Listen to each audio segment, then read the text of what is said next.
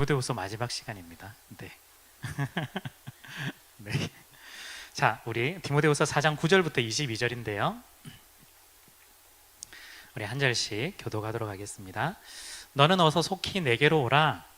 대만은 이 세상을 향하여 나를 버리고 데살로니라 가로 갔고, 그레스게는 갈라디아로, 디도는 달마디아로 갔고, 누가만 나와 함께 있느니라. 내가 올 때에 마가를 데리고 오라. 그가 나의 일에 유익하니라. 두기고는 에베소로 보내었노라. 내가 올 때에 내가 드로아 가보의 집에 둔 겉옷을 가지고 오고, 또 책은 특별히 가죽종이에 쓴 것을 가져오라.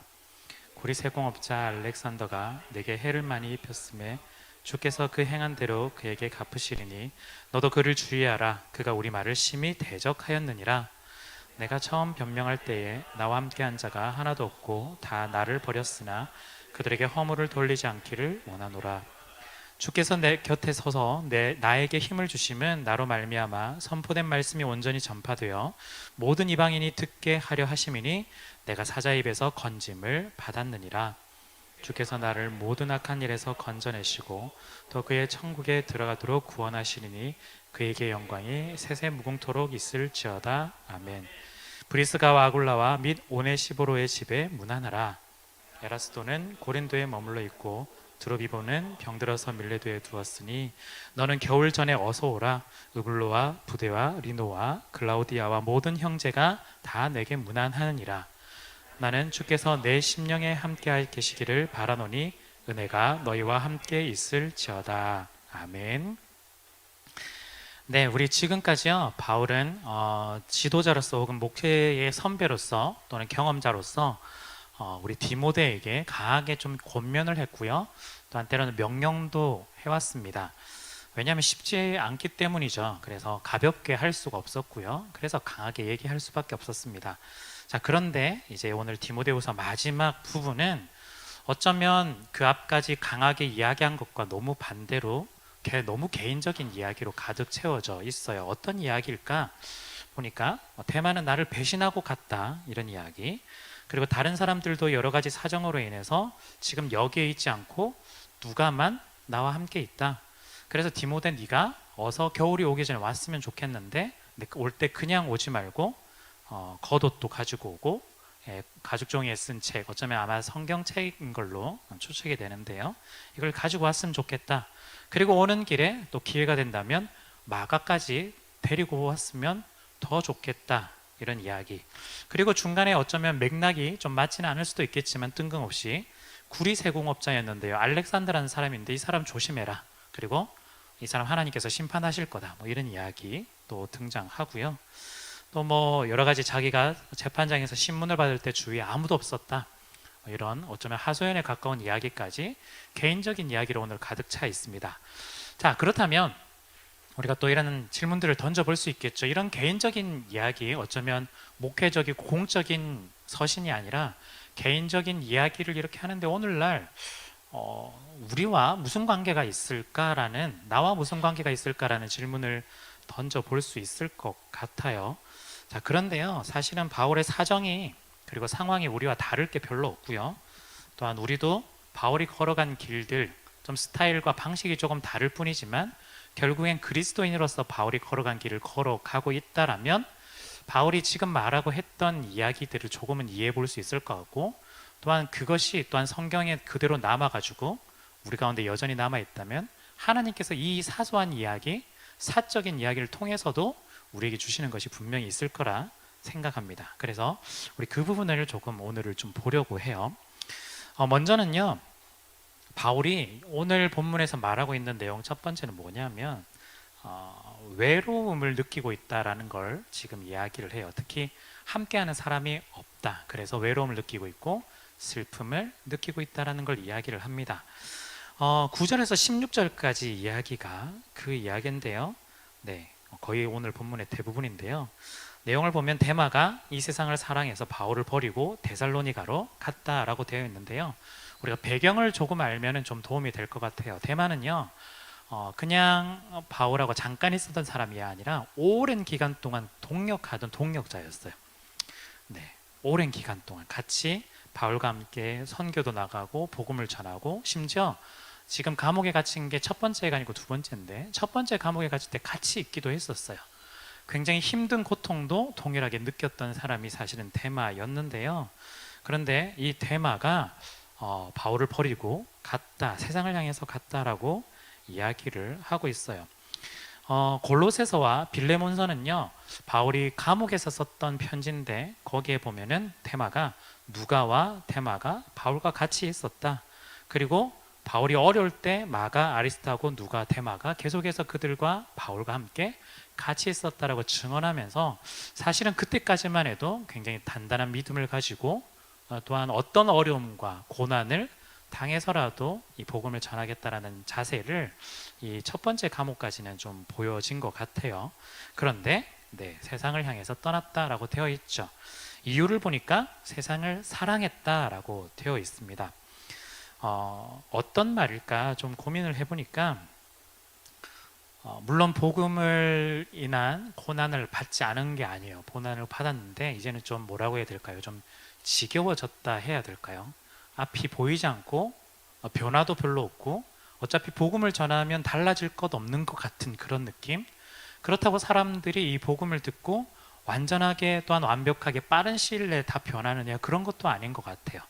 오히려 자기가 고난을 더 당할 뿐이지, 더 힘들어질 뿐이고 또한 생명이 단축될 뿐이지 쉽게 변하는 것이 없는 이 세상 때문에 이제는 좀 더 편하게 살고 싶은 그런 마음이 분명히 있는 것 같습니다.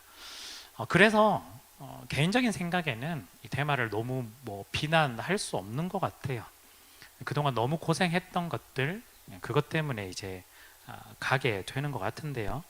물론 그런 심정을 우리가 비난할 수는 없겠지만, 중요한 건 이 데마가 어쩌면 바울을 버리고 떠났다라기보다는 복음을 버리고 떠났다라는 데 있어서 우리에게 경고를 주는 것 같은 그런 느낌이 듭니다.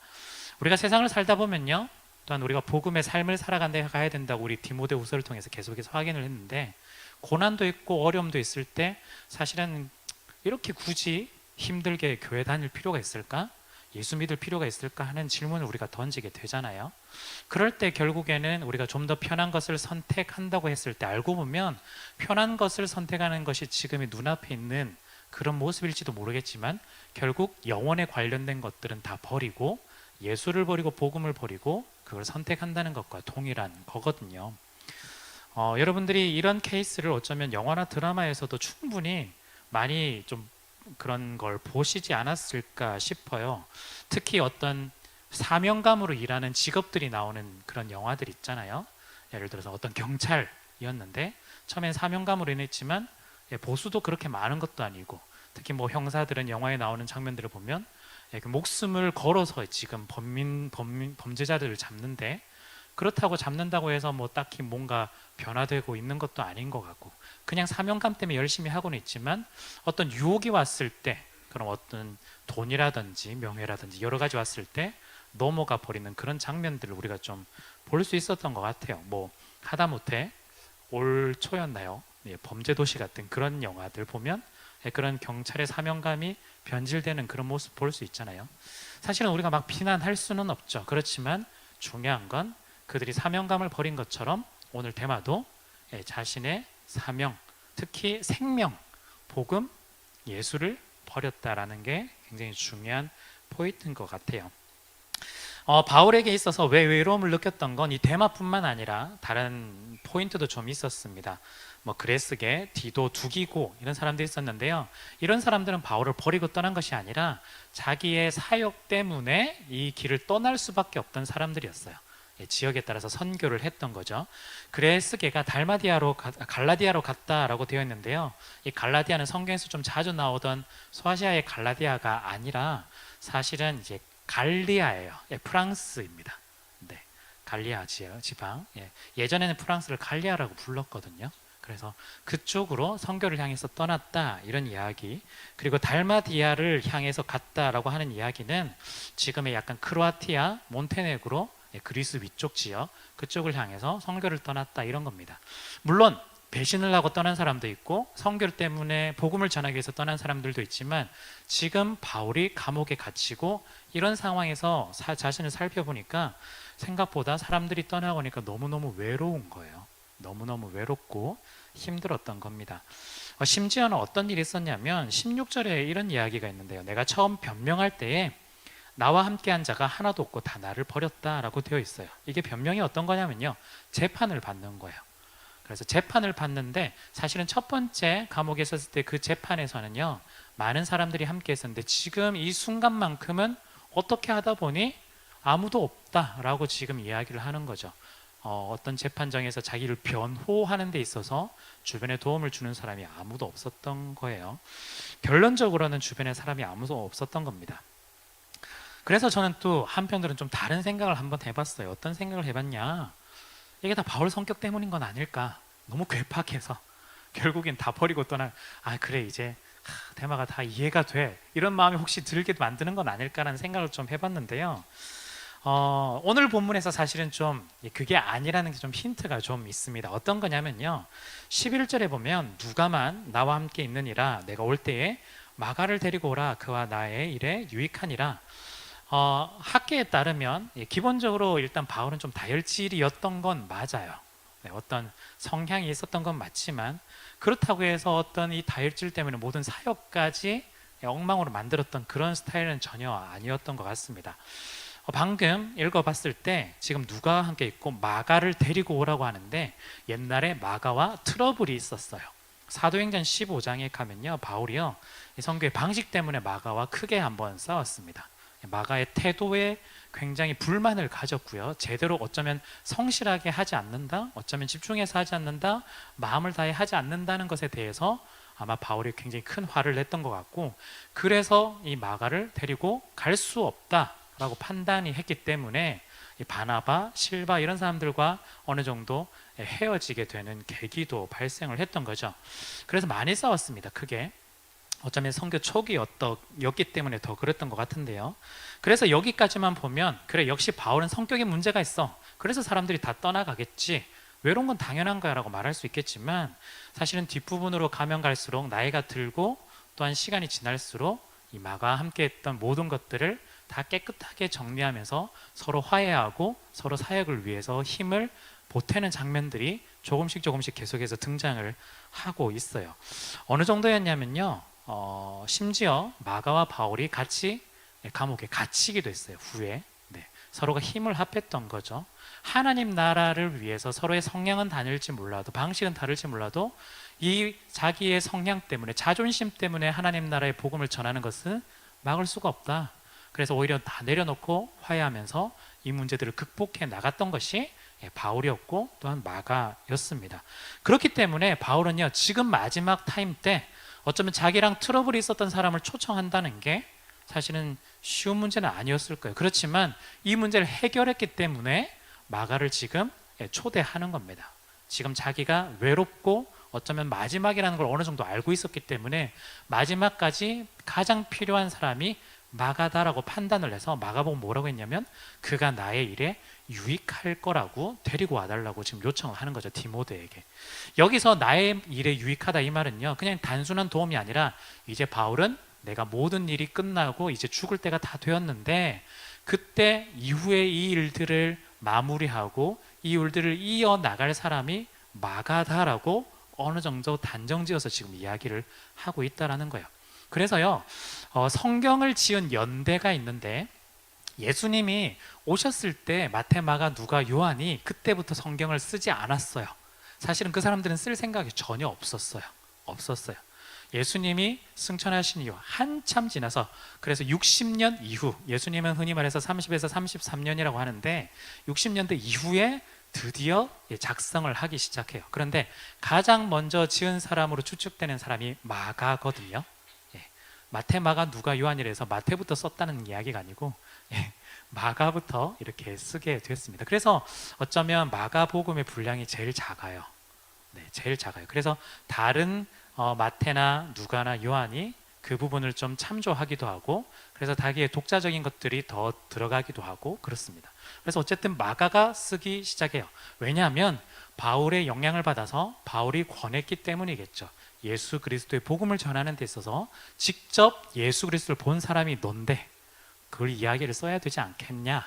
그렇게 하면서 시작된 것이 마가복음입니다. 그래서 마가와의 관계를 이렇게 개선하는 장면들을 볼 때 바울이 자기의 단순히 성격 때문에 이렇게 외로워진 건 아니다. 결론적으로 우리가 좀 생각해 본다라는 건요, 바울이 외로웠던 이유는 여러 가지 사역적인 문제 때문에 다른 사람들이 일을 하러 떠난 문제도 있겠지만 가장 중요한 건 왜 외로웠느냐, 특히 대마나 이런 사람들의 케이스를 통해 볼 때 복음을 등지고 예수를 버리고 간 것에 대한 안타까움과 거기에 따르는 외로움이 가장 컸다라는 거죠. 여러분들도 생각해 보시면 여러분들이 어떤 프로젝트를 한다거나 아니면 함께 지금도 함께 동력하는, 함께 마음을 나누는 우리 가운데 이런 예수 그리스도를 버리고 떠난 사람들이 만약에 있다면 되게 안타까울 거야. 그리고 심지어 여러분들이 성향이 안 맞다고 해서 어떤 이런 바울과 마가의 트러블처럼 처음에 그 트러블 때문에 이게 일들이 꼬이기 시작하고 헤어지기 시작한다면 여러분들 그 마음 가운데 정말 집중하면서 이 일들을 그대로 잘 시행해 나갈 수가 있을까? 바울은 어쩌면 좀 더 감정적이었던 것 같아요. 그렇기 때문에 외로움으로 더 많이 드러났을 뿐, 여러분들 각자마다 그 스타일들 받아들이는 방식들은 분명히 다르겠지만 비슷한 건 정말 안타까운 마음들이 훨씬 더 크지 않을까 싶어요. 여러분들 일을 하다 보면 정말 중요한 사람이 빠지게 되면 그 사람들과 함께 될 때 좀 맥이 풀린다는 말 있죠. 허탈하고 허무하고 이런 생각들이 참 많이 들 겁니다. 그래서 바울도요, 어쩌면 이런 마음들이 많이 들었을 텐데 그럼에도 우리가 디모데후서를 통해서 발견할 수 있는 건 바울은 그럼에도 허탈하고 허무하고 맥이 빠지고 외로움에도 불구하고 그래도 디모데후서 3장 마지막에 나오듯이 나는 하나님의 사역을 위해서 끝까지 내가 달려갔다라고 고백을 해 볼 수가 있는 겁니다. 여러분, 우리도요, 하나님의 그 은혜 가운데 없다면 사람들만 우리가 바라본다면요, 때로는 외로움에 많이 사무치게 될지도 모르겠습니다. 좀 더 어려운 상황으로 이르지 모르겠습니다. 그런데 오늘 바울이요, 거기서 멈추지 않고 한 단계 더 나아갔기 때문에 우리에게 더 많은 것들을 보여줄 수 있고, 우리가 외로움에 멈추지 않고 더 외로움을 극복하는 일들로 안내를 해주는 것 같아요. 그게 두 번째인데요, 17절에서 18절까지 이어지고 있어요. 바울이 주님께서 주시는 위로를 경험하고 있는데요, 17절 제일 앞에 보시면 그럼에도 주께서 내 곁에 서서 나에게 힘을 주심은, 우리 16절은 그 얘기예요. 재판할 때 아무도 없었다 라고 이야기하는데 그럼에도 17절 주께서 내 곁에 서 계신다, 나와 함께 계신다, 나에게 힘을 주고 계신다 라고 이야기를 하고 있어요. 어떻게 보면 사람들로부터 주는 그런 함께함, 외로움들, 그런 것들만 함께함을 누리지 못하고 외로움들만 누렸다면 지금 바울은요, 그럼에도 불구하고 주님께서 주시는 함께함을 누리고 있었고 또한 외로움을 극복하는 것까지 경험하게 되는 거죠. 여러분, 세상에서 제일 큰 위로가 뭘까요? 우리가 교회 다니니까 정답처럼 말하면 하나님께서 함께 하시는 위로에 이렇게 대답은 할 수 있죠. 네, 그게였으면 좋겠습니다. 그렇지만 우리가 일반적으로 조금 이해를 해본다면 아마도 함께 하는 것이 제일 큰 우리에게 있어서 위로가 아닐까 싶어요. 우리가 그런 거 있죠. 여러분들 좀 혼자서 자취하시는 분들도 되게 많잖아요. 그러면 제일 그 힘들 때가 언제면 아플 때잖아요. 네.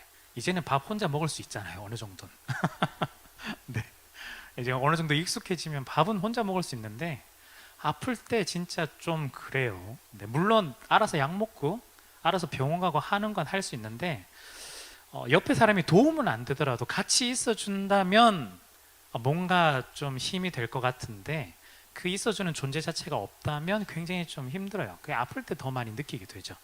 그것처럼 사실은 우리는요, 혼자 살기를 원하는 사람이면서 동시에 사실은 혼자 살 수 없는 존재들이기도 해요.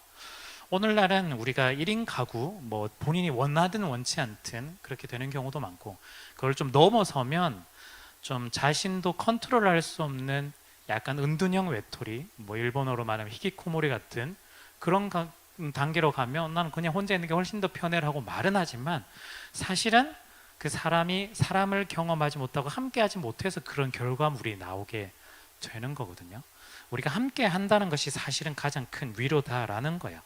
그래서요, 어쩌면요, 하나님께서 그걸 너무나 잘 아시는 것 같습니다. 하나님께서 너무나 잘 아셔서 바울에게 네가 외롭다는 걸 내가 너무 잘 안다. 함께하는 사람이 없다는 걸 내가 안다. 그래서 지금 주님께서 바울 곁에 서서 힘을 주고 계시고 함께 해주고 계시다라는 거죠.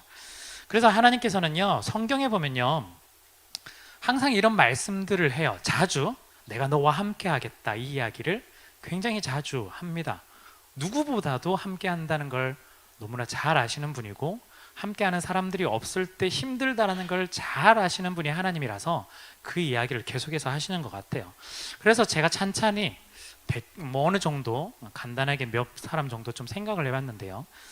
야곱이 집을 떠날 때, 물론 자기가 사고를 쳐서 떠나긴 했죠. 그렇지만 홀로 떠났을 때 하나님께서 나타나셔서 뭐라고 말하면 내가 너와 함께 하겠다라고 약속을 해요, 베델에서. 그래서 그 약속을 붙들고 계속해서 길을 떠날 수 있게 되죠.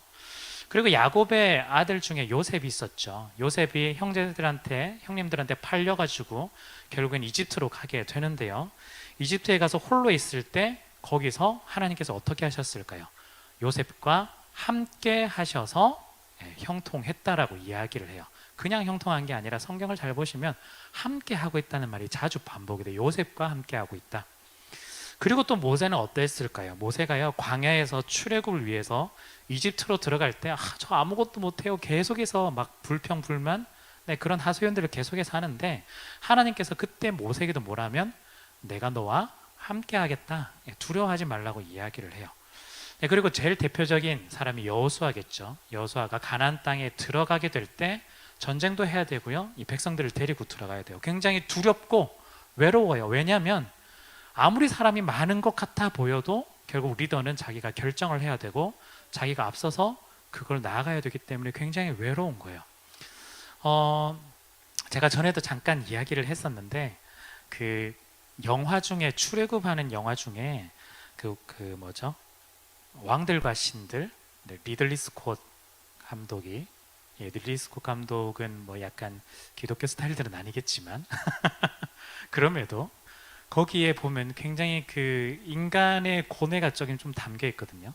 모세가 이스라엘 백성들을 데리고 막 도망쳤는데 길이 헷갈리는 거예요. 여기로 가야 될지 저기로 가야 될지. 근데 여기로 가면 되게 편한 길인 것 같아 보이고, 여기로 가면 굉장히 좀 빠른 길인 것 같은데 굉장히 위험한 길인 것 같은데요. 근데 하나님을 찾고 음성을 기다리고 하는데도 전혀 답이 없는 거예요. 결국 결정은 자기가 해야 되거든요. 지금 제일 앞에 서서 되게 외로워요. 근데 사람들은, 여호수아는 옆에 와가지고 하나님 뭐라고 하시냐고 자꾸 물어봐요. 자꾸 보채요. 근데 대답을 안 해주거든요. 너무너무 왜요. 그렇다고 여호수아하고 의논을 한다 한들 사실은 그 문제에 대한 답을 찾을 수는 없거든요. 사실은 되게 결정하는 점에서 외롭거든요. 그런 것처럼 그 순간 가운데 사실은 하나님께서 계속해서 구약 성경을 통해서 하시는 말씀은 함께 하신다라는 이야기를 계속해서 하고 있어요. 다윗도 마찬가지였고요. 그리고 구약에 있는 많은 이야기들 가운데 홀로 있는 이들에게 하나님은 항상 찾아가셔서 내가 너와 함께 하겠다라고 말씀을 해주세요. 그리고 무엇보다 그 클라이막스가 예수님이시죠. 예수님이 이 땅에 오셨을 때 이런 이야기를 해요. 마태복음 1장 23절에 이렇게 말하는데요. 보라, 처녀가 잉태하여 아들을 낳을 것이요 그의 이름은 임마누엘이라 하리라 하셨으니 이를 번역한즉 하나님이 우리와 함께 계시다 함이라, 이렇게 되어 있어요.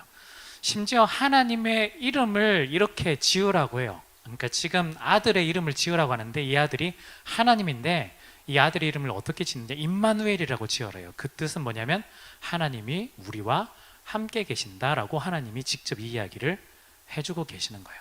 예수의 이름이에요, 그게. 그리고 우리와 함께 하시는 하나님의 자기의 이름을 이런 식으로 표현하고 있는 거예요. 하나님의 이름 사실은 엄청나게 많거든요. 우리가 여러분들 아시다시피 뭐 여호와 뭐 이런 식으로 알잖아요. 그런데 하나님이 자기 입으로 직접 자기의 이름을 이야기해 주는데 내 이름이 뭐냐면 너희와 함께 있는 게 내 이름이야 라고 지금 심지어 그렇게 이야기할 정도로 함께 있는 것 자체를 굉장히 강조하시는 분이 우리 하나님이시다라는 거죠. 그리고 오늘 우리 바울이 경험한 위로도 주님께서 내 곁에 서서 함께 하시는 그 위로를 오늘 바울도 경험을 했다라는 겁니다. 여러분, 하나님의 위로를 이렇게 경험을 하게 되는데요. 물론 우리가 하나님의 위로면 모든 것이 다 해결되냐라는 의문을 좀 가질 수 있겠죠. 제가 처음에 의도해 드린 것처럼 하나님의 함께 하심이면 모든 것이 족하다, 그게 우리의 고백이 되었으면 좋겠다라고 하는데, 우리는 인간이라서요, 사실은 그게 잘 이해가 안 되는 경우가 되게 많은 것 같아요. 그래서 하나님께서는 그 이해를 위해서라도 하나님께서 함께 해주시는 것과 더불어서 무엇을 하냐면 사람들과 함께 있는 것을 통해 보이지 않는 하나님을 경험하게 해주시는 것 같아요. 그래서 물론 우리가 하나님 한 분만으로 우리가 만족하고 하나님 함께 하심으로 모든 것의 위로가 되고 또한 우리의 은혜가 된다라고 우리가 앞으로 고백을 궁극적으로 해야 되겠지만, 하나님께서 우리의 연약함을 너무나 잘 아시기에 사람들을 통해서 그 모든 것들을 또 깨달아 나가시기를 하나님께서는 원하시는 것 같습니다. 하나님의 위로는요, 하나님의 말씀을 통해서 드러나기도 하고 또한 사람들을 통해서도 드러나게 된다라는 거예요. 어쩌면요, 우리가 이게 잘 이해가 되지 않는 부분일 수도 있겠지만 하나님께서는 하나님과 사람의 모든 것들을 통해서 우리에게 찾아오시고 우리를 함께 한다는 걸, 우리의 신호를 보내주시고 또한 위로해 주신다는 걸 우리가 조금씩 더 경험할 수 있었으면 좋겠습니다. 중요한 건요, 하나님의 능력이 부족해서가 아니에요. 능력이 부족해서가 아니라 우리가 약한 존재라서 어떻게 하면 너네가 더 잘 알 수 있을까라는 하나님의 고민 가운데 나온 그런 솔루션이지 않을까 싶어요. 그래서 바울은요, 이걸 조금 더 알았던 것 같습니다. 뭘 알았냐면 자신이 처음에 외로웠어요. 근데 이제 하나님의 은혜를 통해서, 하나님의 함께 하심을 통해서 위로를 좀 더 알았습니다. 그리고 하나님의 함께 하심이 이것만이 끝이 아니라 사람들을 통해서도 더 이루어진다는 걸 이제 더 알게 되는 거죠. 그래서 바울이 그 다음 단계, 마지막으로 한 가지를 더 이야기를 해요. 어떤 거냐면 주님의 함께 하심이 사람들에게도 계속해서 이루어지는, 그리고 사람들과 서로가 함께 이루어지는 그 축복이 있었으면 좋겠다라고 고백을 하는 겁니다. 자, 그래서 바울은요, 이 마지막 이 부분 편지에서 이 은혜를 모든 동역자들이 함께 누렸으면 좋겠다라고 이야기를 해요. 그게 19절부터 22절까지예요. 한번 보시면요, 브리스가와 아굴라 및 오네시보로 집에 문안하라. 에라스도는 고린도에 머물러 있고 드로비모는 병들어서 빌레도에 두었으니 너는 겨울 전에 어서 오라. 으블로와 부데와 리노와 글라우디아와 모든 형제가 다 내게 문안하느니라. 나는 주께서 내 심령에 함께 계시기를 바라노니 은혜가 너희와 함께 있을지어다. 바울이 디모데에게 당부하는 건 뭐냐면요, 복음을 위해 사역하는 자들, 이들 가운데 방문을 통해서, 문안을 통해서 이런 바울이 경험했던 위로와 힘이 전해지기를 원하는 것이 지금 바울이 디모데에게 당부를 하고 있는 바람이 여기에 담겨 있는 거예요. 여기 문안하다 이 말은요, 그냥 인사해라 이 뜻이 아니에요. 오늘날 우리가 통신 장비가 너무나 잘 되어 있으니까 그냥 카톡으로 안녕하세요 이걸 말하는 게 아니에요. 직접 그 지역까지 찾아가서, 때로는 정말 전심을 다한 편지를 써서 보내서라도 직접 찾아가고 만나고 또한 교제함을 통해서 나아가는 것이 문안이에요. 그 당시에 이 떠다니는 게 쉽지 않거든요. 특히 바울이요, 지금 디모데고 빨리 오라라고 이야기하고 겨울이 오기 전에 오라고 하는 건요, 지중해의 그 바다 상황 때문에 사실은 그래요. 지중해는요, 굉장히 좀 그 바다 상황이 다른 곳도 마찬가지지만 심상치 않은 경우가 너무 많았고, 특히 겨울은 그 당시의 배 기술로는 제대로 다 여객선처럼 화물선처럼 잘 가기가 쉽지 않았대요. 그래서 제대로 갈 수 있는 시기가 봄에서 여름으로 넘어가는 아주 짧은 서너 달 정도가 가장 편하게 갈 수 있는 시기였고, 나머지는 조금 위험하고 겨울이 되면 아예 탈 수가 없었대요. 그렇기 때문에 바울이 디모데에게 편지를 보냈을 때 이 편지가 가는 시간도 있고, 디모데가 이 편지를 받았을 때 지금 출발해야 될 것 같은데 이 시간을 계산해서 빨리 배를 타라는 목적으로 겨울이 오기 전에 빨리 배를 타라 이렇게 하는 겁니다. 왜냐하면 겨울이 되면 배를 못 타고 다 내년으로 넘어가거든요. 그런데 바울은요, 이 겨울이 지나서 참수형을 당했습니다. 결국에는 겨울을 지나고 나서 바로 죽게 되었거든요. 어쩌면 디모데가 이 편지를 받고 빨리 넘어갔다면 바울을 만났겠죠. 그리고 위로가 되었을 겁니다. 그렇게 이야기를 하는 거예요. 이 문화는요, 그냥 단순히 너네가 혼자가 아니다라는 걸 이야기해 주는 거예요. 네, 혼자가 아니야. 지금 사역을 하고 있는데 지금 우리는 옆에 있는 사람 얼굴을 볼 수 있잖아요. 근데 이 사람들은요, 각 지역마다 쉽게 비행기를 타고 간다거나 그렇게 되는 것도 아니고 오랜 기간 동안 걸려야 되는 그 지역마다 있다라는 것만 우리가 알고 있는데 함께 가서 혼자가 아니라는 걸 이야기를 해주는 거예요. 여러분들 그 선교를 가끔씩 나가보시면요, 우리는 좀 쉽지는 않지만 선교 나갈 때 선교사님들에게 있어서 선교팀이 힘이 되는 것 중에 하나가 뭐냐면 선교사님이 혼자가 아니다라는 저 지점에 있어서 굉장히 힘이 되는 포인트가 있어요. 물론 거기서 사역을 하고 함께 힘이 되어주고 응원해주고 하는 부분도 있겠지만 선교사님이 혼자가 아닙니다. 우리가 함께 지원하고 있고 응원하고 있고 기도하고 있습니다가 굉장히 큰 힘이 되거든요. 마찬가지로 지금 문하나라는 그 이야기를 여기에 담고 있는 거예요. 더불어서요, 사람과 사람 사이에 힘이 되는 응원뿐만 아니라 주님의 위로도, 바울이 경험한 주님의 위로도 함께 하기를 원하고 있어요. 그게 마지막 절이에요. 주님께서 내 심령에 함께 계시기를 바라노니 은혜가 너희와 함께 있을지어다. 여기서 짧은 한 구절 안에서 함께라는 말을 2번 반복하면서 주님께서 그리고 주님의 은혜가 함께 하실 거라는 축복을 이야기를 하고 있어요.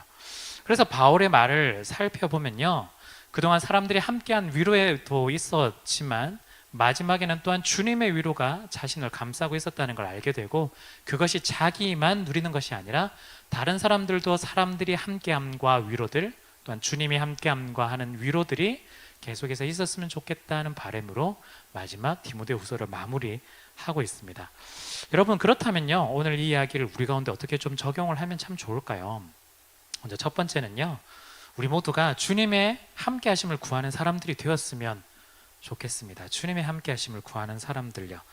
그래서요, 세상이 줄 수 없는 그 위로들이 있죠. 그런데 주님만이 주시는 그런 위로들이 분명히 있습니다. 어떻게 하시냐면 주님께서 우리와 함께 할 때 주는 위로가 있는 거죠. 오셔서 우리의 손을 잡아주시고 또한 우리에게 말씀하여 주시고 또한 우리의 마음을 만져주시고 또한 우리를 인도해 주시는 그런 위로들, 정확하게는요, 주님께서 위로를 주신다가 아니라 주님이 위로가 되신다가 조금 더 정확한 말이겠죠. 주님이 위로가 되십니다. 그래서 주님의 함께함을 우리는 좀 더 구했으면 좋겠습니다. 여러분들이 좀 외로울 때, 힘들 때 주님 저와 함께 해주십시오라는 기도 제목을 가지고 계속해서 꾸준히 나갔으면 좋겠습니다. 또 한 가지 적용은 이렇게 해볼 수 있을 것 같아요. 서로가 서로에게 함께함이 되는 거예요. 서로가 서로에게 함께함이 되는 것, 즉 서로가 서로에게 함께 있어주는 거죠. 전도서 4장 12절에는요 우리가 잘 아는 말씀인데 이 말씀이 있습니다. 한 사람이면 패하겠거니와 두 사람이면 맞설 수 있나니 세 겹줄은 쉽게 끊어지지 아니하느니라. 한 사람이 덤빈다면 질 수도 있어요, 우리가. 그런데 두 사람이라면 어떻게 한번 전투에 한번 해볼 수 있을 것 같지만 세 겹줄, 우리 세 사람 이상이라면 절대 이 줄은 끊어지지 않을 거라고 전도서 말씀을 우리에게 전해주고 있습니다. 물론 우리 두 사람이라도 괜찮아요. 한번 맞설 수는 있으니까요. 그래서 혼자가 아니라 함께 함으로써 이 어려움들을 극복해내고, 혼자가 아니라 2명, 3명이서 함께 이 문제들을 풀어나갈 수 있는 우리가 되었으면 좋겠다 싶어요. 그래서 여러분들 말씀 생활을 하시고 기도 생활을 하실 때 혼자서 하시는 분들 계시는데요. 물론 잘하고 계십니다. 그렇지만 쉽지 않으실 거예요. 혼자서 읽고 하는데 1년에 일독을 너무나 잘하신다. 뭘 해도 성공하실 분이에요. 뭐 기도 하루에 꾸준히 1, 20분씩 360을 계속 잘하고 있다. 뭘 해도 진짜 성공하실 분이에요. 그런 분들은 뭐 어쩔 수 없고요. 근데 우리 대부분은 사실은 혼자서는 거의 불가능해요. 그래서 뭘 하냐면요, 우리에게 필요한 건 사람들이 필요해요. 나 혼자 말씀 읽는 것이 아니라 같이 읽는 사람들이 좀 필요하고요, 혼자 기도하는 것이 아니라 같이 기도하는 사람들이 좀 필요해요.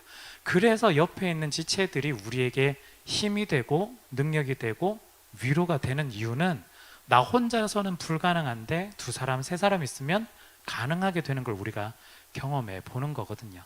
그래서 여러분들께서 아주 단순하게 이야기를 하자면 말씀 읽고 기도하는 과정 속에서도 너무 혼자서 다 해보려고 하지 마시고 겸손하게 나는 불가능하다라는 걸 인식하고 손을 내밀어서 여러분들 옆에 있는 지체들과 함께 두 사람, 세 사람 혹은 여러 사람이서 함께 말씀을 묵상하고 읽어 나가고 기도하는 걸 계속해서 만들어 나갔으면 좋겠습니다. 그래야 우리가 계속해서 끊어지지 않는 세겹줄로 이어져 나갈 거예요. 서로가 서로의 함께함으로 우리가 만들어 나갈 수가 있을 겁니다. 특별히 여러분들께서 또 이걸 찾으실 때 멀리서 너무 찾지 마시고 가까운 사람들부터 찾았으면 좋겠습니다. 정말 친한 친구도 괜찮고요. 또한 때로는 여러분들 가족 모임 있잖아요. 가족 안에서도 이렇게 함께 이런 모임들을 통해서 만들어 나갔으면 좋겠습니다. 물론 우리가 여전히 아직 스타일들은 잘 모르기도 하고 어색한 면이 있을 수도 있겠지만 우리가 함께 서로가 서로에게 힘이 되고 또한 위로가 되었으면 좋겠습니다. 여러분, 좀 정리하면요, 하나님께서 우리에게 오신 건요, 우리가 생각하기엔, 우리가 표현하기엔 우리의 죄를 위해서 오셨다라고 표현하지만 오늘 말씀 그리고 마태복음 1장의 말씀을 생각해 본다면 하나님이 우리에게 오신 이유는 함께 하기 위해서 오셨다라고 저는 표현해 볼 수 있을 것 같아요. 하나님이 우리와 함께 하고 싶어서 이 땅 가운데 오셨다. 그래서 어쩌면요, 우리 인간의 존재 목적 이야기를 하는데 우리가 인간에 왜 존재할까 이런 목적이 있는데 저는 오히려 이 말씀을 준비하면서 좀 뒤집어서 생각을 해볼 수 있었는데 어떤 거냐면 인간의 존재 목적이 아니라 좀 뭐라고 해야 될까요? 좀 하나님께 죄송한 이야기지만 하나님의 존재 목적이 뭘까? 오히려 뒤집어서 하나님의 존재 목적은 우리와 함께 하시기 위해서 하나님이 존재하고 계시지 않을까라는 생각을 했습니다. 그래서 여러분들 하나님께서 우리와 함께 하고 싶어서 지금 우리에게 말씀하여 주시고 오신 것처럼 그 하나님을 풍성히도 누렸으면 좋겠고요. 또한 하나님과 함께하는 것들을 여러분들 지체 가운데, 여러분들 우리 동료들 가운데 또한 함께함으로써 이걸 모두가 함께 누렸으면 좋겠고요. 그것이 위로가 되고 힘이 되었으면 좋겠습니다. 함께하기 위해 오신 하나님, 또한 함께하기 위해 찾아가는 또한 여러분들이 되시기를 간절히 바랍니다. 아멘.